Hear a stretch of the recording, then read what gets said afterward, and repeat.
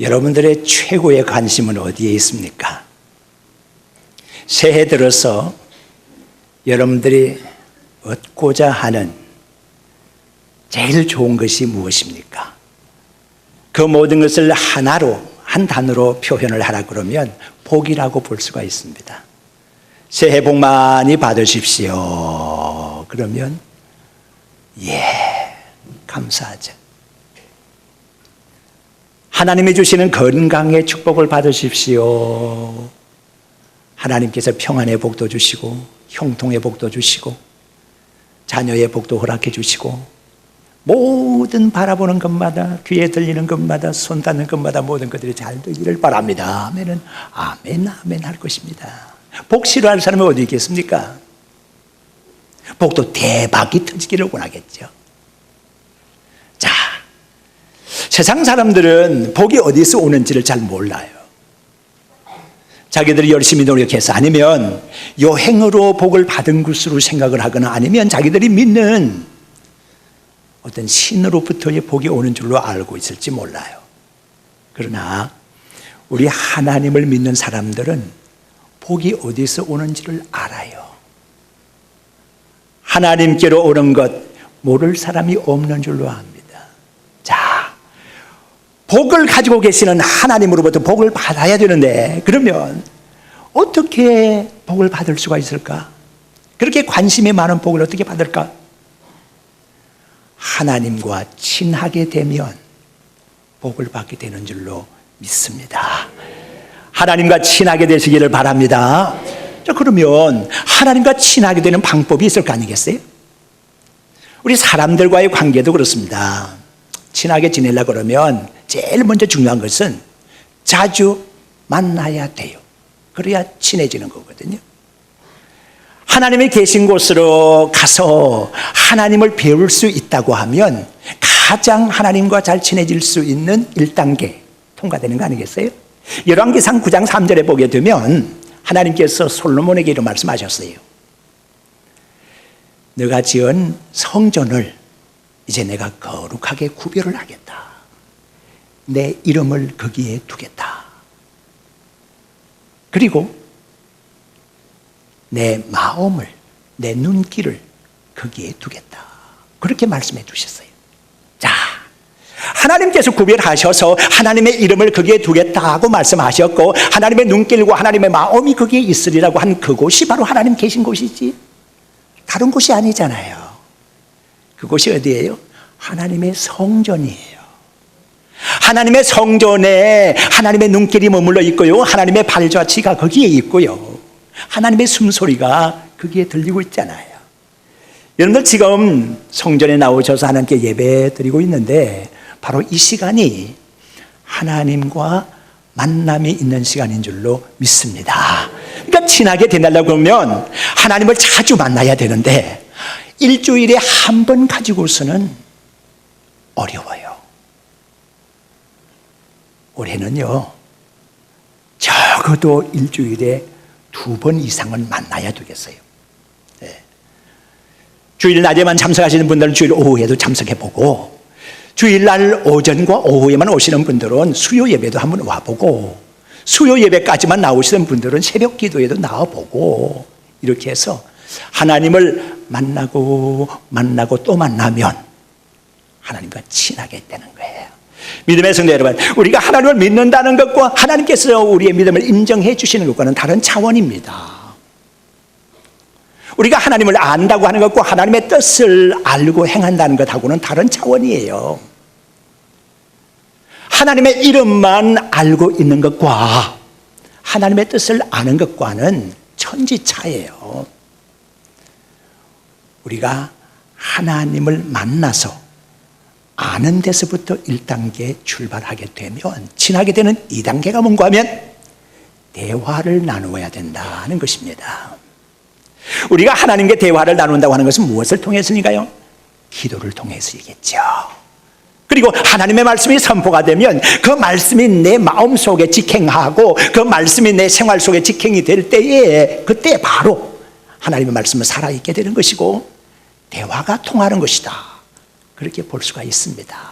다만 내 귀에 하나님 말씀이 들린다고 해서만이 아니고 내가 하나님께로 향해서 주문하는 기도만 했다고 해서 되는 것이 아니라 하나님께서 나의 기도를 정말로 귀담아 들어주시고 우리가 하나님의 말씀을 귀담아 듣고 실행을 할 때 그게 대화가 통하는 거라 그렇게 볼 수가 있어요. 그리고 3단계로 나가게 되면 이제 우리가 하나님 말씀을 잘 배우고 그 말씀에 순종하는 것, 이것이 바로 하나님과 친하게 되는 것이다 그렇게 볼 수가 있어요. 오늘 이 본문의 말씀에 천국의 대헌장에 첫 번째 복이 기록되고 있습니다. 5장 3절의 말씀 보니까 심령이 가난한 자 복이 있다 그렇게 말씀하면서 천국이 곧 그들의 것이라고 말씀해 주셨습니다. 믿음의 성도 여러분, 여러분들이 다른 것은 소지하지 않아도 하나님의 나라를 소지하고 있다고 그러면 여러분들이 다른 상황 여건에 처하지 못한다고 해도 하나님의 나라에 처할 수 있다고 하면 기쁨이 우리의 것이고 모든 것이 우리에게 소유가 되는 것 아니겠나. 천국은 다 모든 것이잖아요. 그런데 심령이 가난하다고 하는 말이 우리에게는 조금 걸리는 부분이 있어요. 심령이 가난하다는 말이 어떤 걸까? 우리 예수님께서 누가복음 18장 9절에서 14절까지 말씀을 보게 되면 바리새인과 세리의 기도를 대비해서 이렇게 설명하고 있어요. 바리새인은 당당하게 하나님께 기도했어요. 나는 불의 토색 가늠하지 않습니다. 나는 이 세리와도 같지 않음을 감사합니다. 나는 일회에 2번씩 금식하고 소득의 11조를 드립니다. 그렇게 하면서 1장 연설하듯이 하나님 앞에서 기도를 드린 부분이 있어요. 얼마나 당당합니까? 이 바리새인의 기도를 들어보게 되면 내가 의롭게 되는 일에 있어서는 다른 누구의 도움도 필요 없고 나의 선행으로 말미암아서 나는 의롭게 될 수가 있습니다. 나는 누구의 도움이 필요 없습니다. 나는 나 혼자만으로서 힘으로써 구원을 이룰 수가 있습니다라고 얘기하는 사람과 같습니다. 그러므로 바리새인의 이 기도 속에 나타나는 바리새인의 마음은 어떤 마음입니까? 교만한 마음입니다. 심령이 가난하다고 하는 말은 세리의 기도 속에서 나타나고 있습니다. 주여 나를 긍휼히 여겨 주옵소서. 나는 죄인입니다. 내가 의롭게 되는 방법은 내가 가지고 있는, 내가 축제해 놓은 있는 재산을 가지고서, 사회적인 신분 가지고서 의롭게 되는 것이 아니라 주님 당신의 은혜로만이 내가 구원에 이를 수가 있습니다. 그러므로 나를 긍휼히 여겨 주옵소서. 이렇게 말하는 세리의 기도 속에 세리의 심령이 가난한 모습으로 나타나 있습니다. 나 홀로 무엇을 할 수가 있다. 나의 공적으로, 나의 업적으로 무엇을 이루어 놓았듯이 자랑하는 사람은 마음이, 심령이 가난하지 못한 사람입니다. 그런데 여전히 우리에게는 의문이 남습니다. 너무 심령이 가난하다고 하는 것을 추상적으로 설명이 될 수밖에 없겠다. 그래서 저는 성경 속에 기록이 되어 있는 몇 사람의 경우를 예를 들어서 이런 경우가 심령이 가난한 자에 해당한다 설명을 샘플로 여러분들께 제시를 하고 싶습니다. 제일 먼저는 아브라함이라는 사람입니다. 갈대아 우르라고 하는 곳에 살고 있는 아브라함을 하나님께서 불러냅니다. 내 본토 친척 아비집을 떠나서 내가 너에게 지시할 땅으로 가라고 했을 때 아브라함은 갈 바를 알지 못하고 갔다고 했습니다. 무조건 출발했습니다. 가라고 하시니까 하나님의 명령에 절대 순종했습니다. 자기의 경험을 내세우지 않았습니다. 자기 입장을 고수하지 않았습니다. 하나님의 명령이 임하자 그대로 순종했다는 것입니다. 심령이 가난한 자의 출발을 보십니까? 거처하라고 하신 곳이 한 곳이 좋은 곳이 아닙니다. 개간을 해야 되고 너무 힘든 곳입니다. 박토입니다. 그러나 멈추라고 하는 곳에 멈추었습니다. 그렇게 해서 생활을 하다 보니까 그 땅에 큰 흉년이 임했네요. 흉년을 피해서 한 번은 애굽으로 갔었고 또 한 번은 그랄 땅으로 갔었습니다. 원치 않는 또 거짓말을 해야만 살 수 있다고 판단이 돼서 그렇게도 했던 사람이 아브라함입니다. 참으로 힘들게 어렵게 산 사람입니다. 그렇지만 이렇게 사는 과정에서 아브라함에게 마치 눈덩이가 불어나듯이 그의 재산이 불어나기 시작했습니다. 그리하여 조카 롯과는 헤어지지 않으면 안 되는 재산상의 문제가, 종들과의 문제가 발생됐습니다. 그래서 나누어지게 되죠. 아브라함은 부자였습니다. 그런데 이 부하게 살았던 아브라함의 경우는 성의 성주처럼 보였을 것이고 세상 사람들이 볼 때에는 대단한 지도자로서의 모습이 보였을지 모르지만 하나님께 대해서는 적어도 아브라함은 어린 아기처럼 살았습니다. 하나님이 이렇게 하면 이렇게, 하나님이 저렇게 하면 저렇게, 죽으라 그러면 죽는 신용까지 내어야만 했던 사람이 아브라함이었습니다. 달리 길이 없었습니다. 자기의 방법으로서 무엇을 구할 수가 있고 모색할 수가 있는 사람이라고 말한다면 그는 심령이 가난한 자가 아닙니다. 세상 사람들이 힘이라고 생각하는 것들, 첫째가 무엇이면 경험, 두 번째가 지식, 세 번째가 권력, 네 번째가 명예일 수도 있고 건강도 힘일 수가 있습니다. 자기에게 힘이 있다고 생각되는 사람들은 그 힘을 믿고 살아갈 수가 있겠죠. 그런데 아브라함은 이런 힘들을 가지고 있었지만 그 힘으로 살려고 하지를 않았습니다. 하나님께서 이삭을 바치라고 했을 때에도 3일 길을 가면서 모리아 산에서 이삭을 바치려고 하는 그런 결단의 시간이 있었는데 조금도 마음이 흔들리지 않았습니다.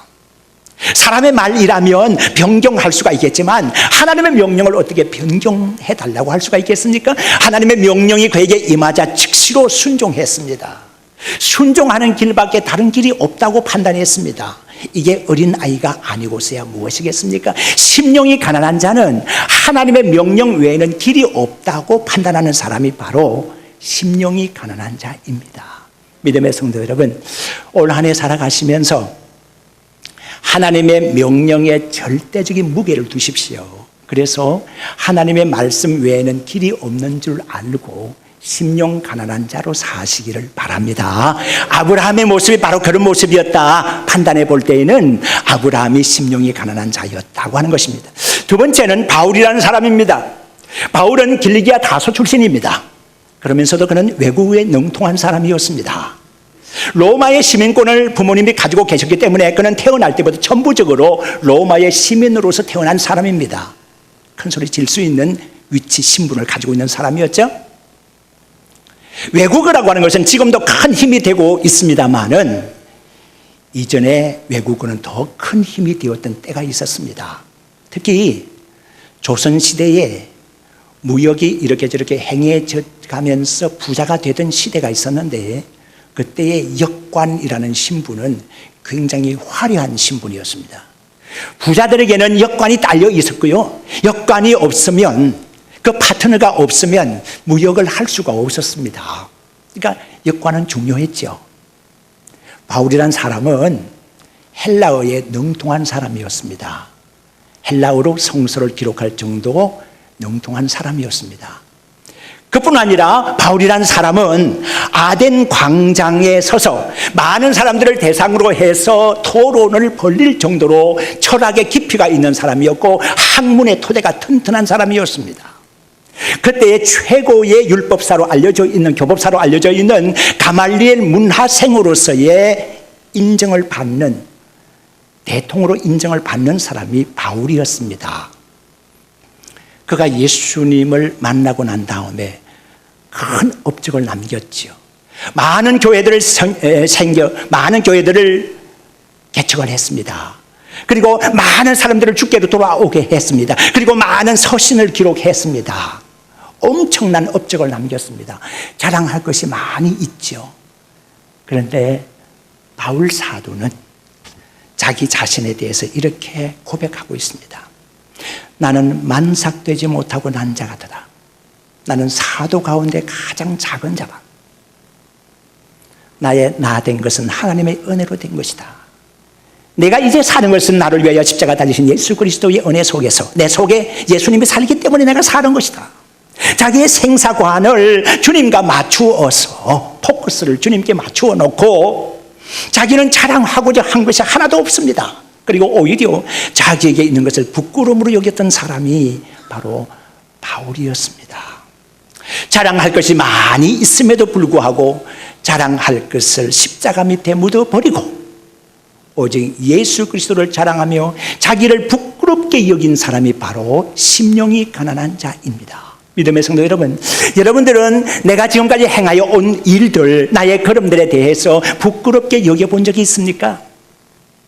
아니, 요즘은 PR 시대인데 자기를 자랑하지 않고서 누가 인정을 해주겠나? 적당히 자랑하면서 살아야 되는 시대라고 말할지 모르겠습니다. 그렇지만 하나님의 자녀들은요, 자기의 자랑을 묻어야 됩니다. 그리고 주님만을 자랑하며 살아야 됩니다. 주님, 나는 자랑할 것이 아무것도 없습니다. 오직 주님 외에는요. 이게 심령이 가난한 자입니다. 여러분들도 바울같이 그렇게 심령이 가난하기를 주 이름으로 축원합니다. 다음에 한 분 더 소개합니다. 욥이라고 하는 사람입니다. 욥은 그때 당시에 서방의 부자는 누군지 모르지만 성서에 기록이 없으니까, 그러나 동방에서의 최고의 갑부였습니다. 상상을 초월할 정도의 부자였습니다. 그런데 웬일입니까?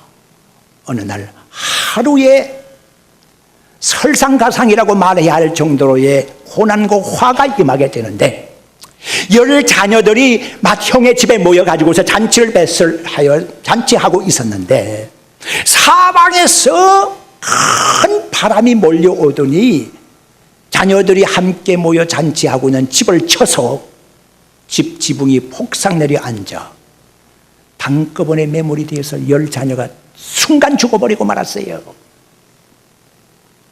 이게 웬일입니까? 욥은 열심히 노력을 했습니다. 혹시 무슨 일이 있게 되면 자녀들의 숫자를 헤어가지고 그 숫자에 맞게 번제물을 마련해서 하나님께 드리면서, 혹시 내 자녀들이 모여서 어떤 일을 하면서 하나님께 죄를 짓지 않았는지 번제 제사를 드릴 정도로의 도덕적으로 깨어있는 사람이었어요. 정신적으로 영적으로 살아있는 사람이 욥이었어요. 그런데 그 자녀들이 한꺼번에 세상을 떠난 거예요. 이해될 수가 없는 부분이에요. 그런데 그 다음에는 모든 재산들이 차근차근 도둑놈들이 와가지고 다 훔쳐가버리는데 남는 것이 하나도 없어요. 간신히 종들 하나하나 살아가지고 와가지고 보고할 정도였어요. 한순간에 알거지가 됐어요. 그리고 욥의 건강조차도 지키지를 못하고 건강도 상실하고 말았어요. 남은 것이 하나도 없어요. 명예가 추락이 되어서요. 친구들이 와가지고서 너가 남 알지 못하는 죄가 있는 것 같은데 하나님께 회개하라고 할 정도로의 모든 것이 추락이 되어버리고 만 사람이에요, 욥. 그렇지만 욥은 어리석게 하나님께 대해서 대항하거나 원망하지 않았다고 그래서요.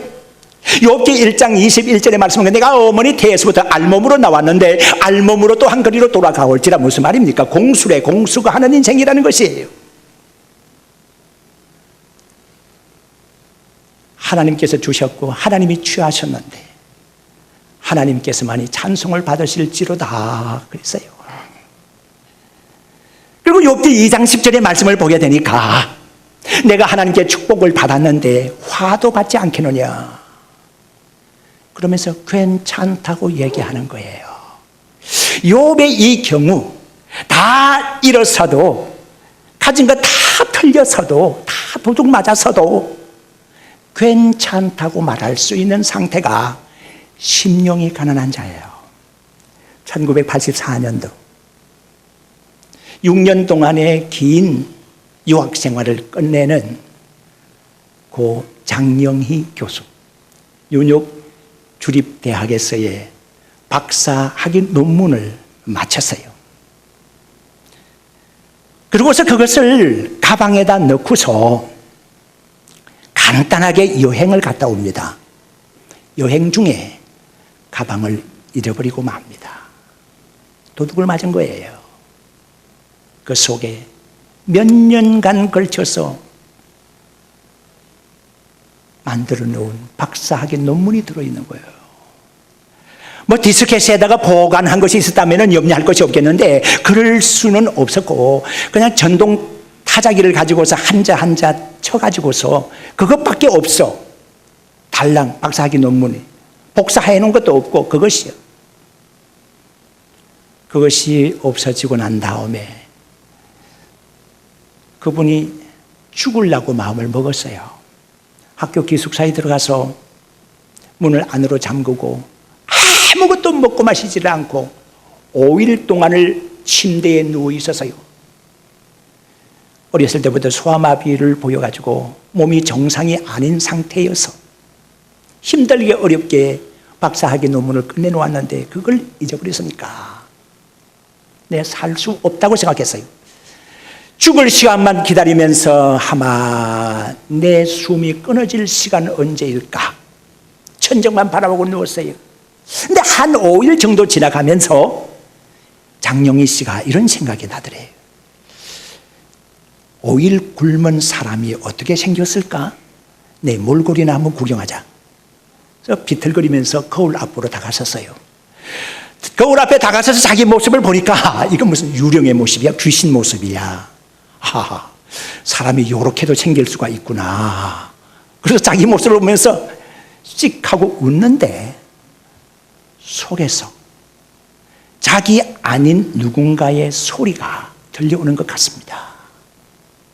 야, 그래도 너 살아있잖아 하는 거예요. 아무리 유령같이 생겼고 아무리 볼품없이 생겼다고 하더라도 지금 막 실망하고 좌절할 수밖에 없는 상황일지라도 너 지금 살아있잖아. 살아있는 것이 축복이지. 물론 그의 얘기는 살아온 기적, 살아갈 기적이라는 책 속에 다 자서전적인 얘기로 거기 담겨 있는 내용입니다. 다시 시작했습니다. 1년여에 걸쳐서 자기가 썼던 것을 다시 기억을 해내면서 더 훌륭한 박사학위 논문을 써내게 된 거예요. 그걸 마치고 제일 첫 페이지에 헌사란이 있잖아요. 이 논문을 누구에게 바칩니다. 은혜를 기억하면서 쓰는 난이 있거든요. 그 헌사란에다가 이렇게 기록을 해놓았습니다. 나의 생명을 괴대하여 이어나갈 수 있게 해주신 부모님께 이 논문을 바칩니다.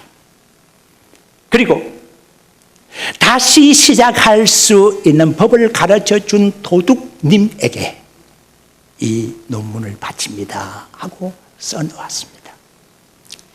믿음의 성도 여러분, 고 장영희 교수가 그렇게 했습니다마는 욥이라는 사람이 서 있던 곳이 어떤 곳입니까? 그라운드 제로라고 말할 수가 있을 것입니다. 히로시마와 같이 폭탄 세례를 받은 바로 그 원지점, 그걸 가르쳐서 그라운드 제로라고 말하는 것입니다. 실로 욥이라는 사람은 그라운드 제로에 섰던 사람이었습니다. 자녀의 문제에 있어서 그라운드 제로, 물질에 있어서도 그라운드 제로, 건강에 있어서도 그라운드 제로, 명예에 있어서도 그라운드 제로의 상태에 있었던 욥이었습니다.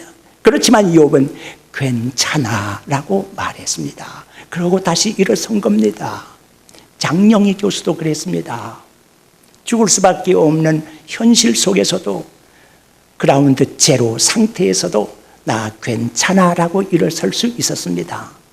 믿음의 성도 여러분, 우리가 가지고 있는 이 모든 것이 모든 것인 줄 알고만 있었다면 우리의 마음이 너무 교만한 상태에 있는 거예요. 혹시 내가 가지고 있던 것 잃었다고 하더라도 오히려 거기에서 괜찮다고 일어설 수 있다고 하면 우리의 마음이 가난해서 다시 시작할 수 있게 된 겁니다. 하나님만을 바라보시기를 바랍니다. 이제 올 한 해는 심령이 가난한 자가 되어서 천국을 소유할 수 있는 큰 축복의 한 해가 되기를 바랍니다. 그러기 위해서 우리는 겸손해야 되고, 그러기 위해서 우리는 하나님을 절대 신뢰하는 믿음이 있어야 되고, 그러기 위해서 우리에게 주어지는 환경 여건이 그라운드 제로라고 할지라도 주여 괜찮습니다라고 말하고 일어설 수 있는 믿음의 성도들 되시기를 주의 이름으로 축원합니다.